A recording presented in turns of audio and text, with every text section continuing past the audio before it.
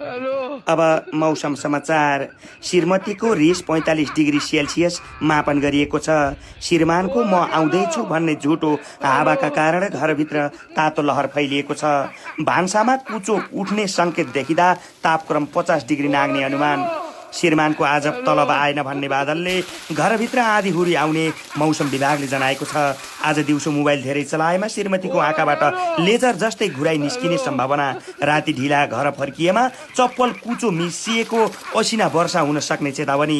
श्रीमानको चुप्पीका कारण घरको मौसम अचानक -10 डिग्रीमा झर्नेछ। भोलिको मौसम हेर्दा म माइत जान्छु भन्ने वाक्यसँगै घरमा पूर्ण लकडाउनको अवस्था आउन सक्नेछ। त्यसैले मौसम विभाग सबै श्रीमानहरूलाई आज घर छिर्दा हो म गलत हो भन्ने छाता बोक्न अनुरोध गर्दछ। यससँगै आजको मौसम समाचार समाप्त। अब रेडियो बन्द गरी श्रीमतीको मूड अनुसार कार्यक्रम सुन्नुहोला। धन्यवाद।